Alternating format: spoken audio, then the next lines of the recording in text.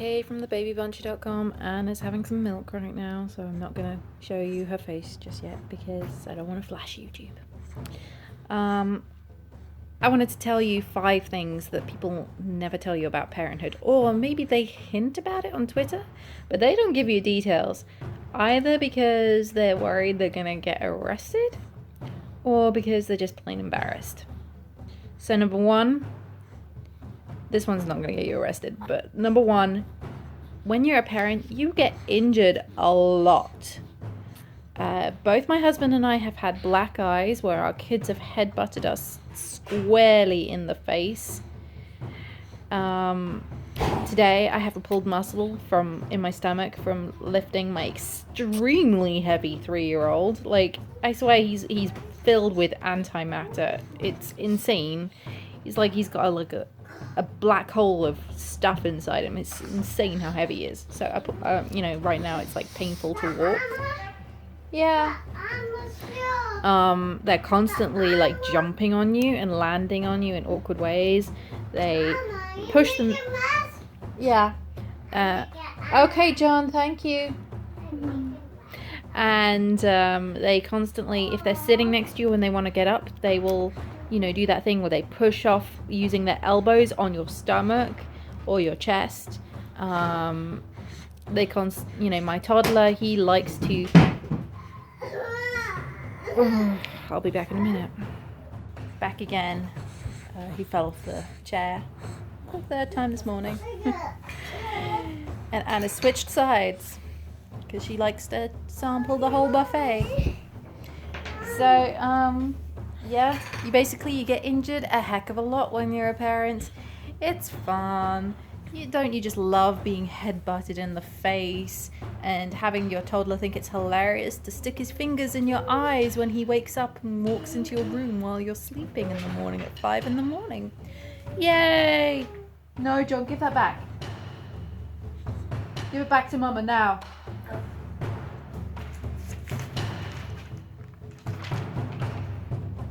Okay. That brings me to point number 2. People may hint at this on Twitter, if you're on Twitter, that is, but nobody ever comes out and really tells you what they mean. Sometimes you're a crappy parent, and people say, okay, some people do say that. They never say what they mean, so it just sounds like they're like awesome parents who are just, being really self-deprecating. But sometimes you're a crappy parent. Sometimes you think, you know what? Okay, this is the most minor of examples. Sometimes you hide your chocolate. You think, I bought this chocolate. I give everything to my kids. I even give them milk from my body. This chocolate is mine, and I'm not sharing it. Okay, I do that a lot, if you hadn't noticed. Another thing is, there are periods of time where you will yell at your kids. Like, if you don't yell at your kids, congratulations, you're a saint. Wonderful for you. I'm so proud of you. But for other people who are woken up at 5 a.m. with their kid flooding the bathroom because he decided to turn on the bidet, stuff down a roll of toilet paper in the hole so that it goes over and floods the entire bathroom, so you have 20 minutes of cleanup because he thought it would be hilarious to have 30 seconds of fun time with the bidet, then you're gonna yell. I'm sorry, you just woke up, you were like in the middle of a dream, halfway through a REM cycle, and you're exhausted, and someone flooded your bathroom just for the sheer fun of it. And he did it the day before twice. He just keeps doing it. No matter how many times you tell him off and you put him on the naughty chair, he doesn't care. It's worth it. Stop it, John, put that back. See what I mean? He's just taking his daddy's pills out of medication, out of where I hid them, and he's trying to eat them. I will get them off him, don't worry. I'm not that bad a parent. So, number 3.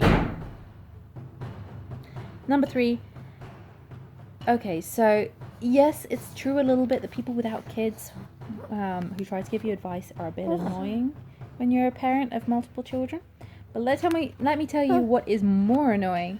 What is more annoying is people with one kid who think that they know everything about what it's like to have kids. And I'm like, no, the one kid is a practice run. Once you have 2 to 3 kids, then you can give me a call and tell me what you think. But before then, you have no idea how much harder it is to have more than one child than it is just to have one. So stop giving me advice. Stop looking at me like, well, our kid never does that. He's an angel. I'm like, okay, sure, he's an angel because you've got 2 parents watching one child. Call me when you've got 3 children being watched by 1.5 parents. I say 1.5 because there's technically 2 of us, but my husband is not around a lot. Apologies if I flash you. Hopefully YouTube won't demonetize me for being so fawn. Number 4. I know they say that you need help with cleaning when you have children, or that you're going to have to clean a lot. No one really tells you the extent of this. I had no idea. This is why English people have, like in English households, they have carpet in every room so that you can't see the dirt. But you know what? It's still there. So I'll tell you what no one else is willing to tell you. When you have toddlers or babies, you need to vacuum your house 4 times a day. Just get yourself a robo vacuum, bite the bullet, pay out the expense, because you cannot. There are not enough hours in the day to vacuum that many times a day that you need to.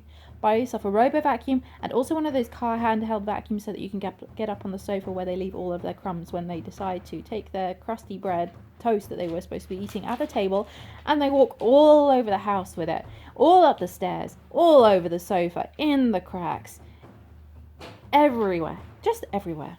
Oh, and they'll just take some toast, and they're so sweet, they want to give some food to their sister who's in her crib, so they bring it into her room and hand it to her in her crib, so her entire bed is just covered in crumbs. You're going to need that handheld vacuum, trust me. A robo vacuum and another vacuum where you have to get it out and plug it in, it's not going to cut it. You're just going to need it too much. And finally, number 5.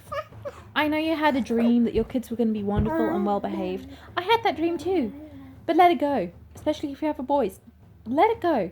You're going to try and keep them out of trouble. But let me tell you the truth. They are going to break your rules constantly. And not rules where you're just being a jerk and you're just giving them so many restrictions that they can't have fun and be children.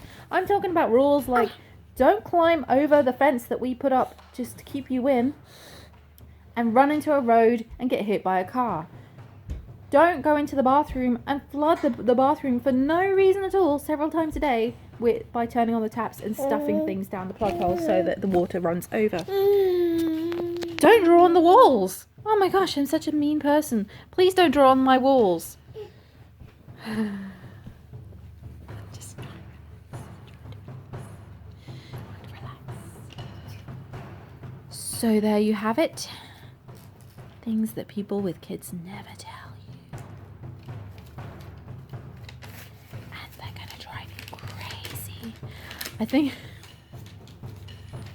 I think back to before I had kids and how I had these dreams about how wonderful it was and how we were going to be picture perfect.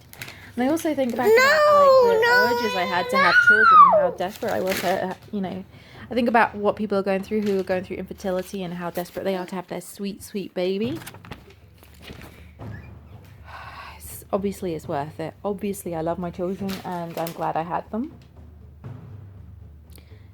And I'm actually feeling better about it now. But over the weekend, I was literally crying because I couldn't take them flooding the bathroom yet again. And then climbing into my neighbour's garden and my neighbour were coming and complaining at me. And I couldn't take them refusing to eat the meals that I cooked for them. And honestly, they're not super healthy, amazing meals. They're like kid-friendly food, like chicken pie, that they're refusing to eat because they think their daddy's going to bring candy home from the store, so they'd rather hold out for the candy. And so we have to... we're having a bit of a rough time around here at the moment. I'm not going to lie to you. You go through phases. They will hopefully not last forever, but you have to clamp down on them. And my gosh, we need to build a proper fence around our property because I cannot take my kids escaping onto the road or into the neighbours' yards anymore. And we also need to find some way to switch off the damn bidet so that they stop flooding my bathroom. I cannot take it anymore. No. Oh, kids cost you so much money and breaking things and excessive childproofing. The excessive childproofing is for this little prince. He will break anything or break into anything. Oh, he's about to break that painting. I can see it happening. My husband told me he did not want to plug it in. He did not want to attach it to the wall. And so now we have the issue that anytime he puts anything next to it, it's going to fall over and smash. I've already replaced the glass on it one time. That was John on the camera, that's right. Oh, calm thoughts. So that's your elegant and oh so composed babybuncher.com. Please like this video. It'll make me feel better.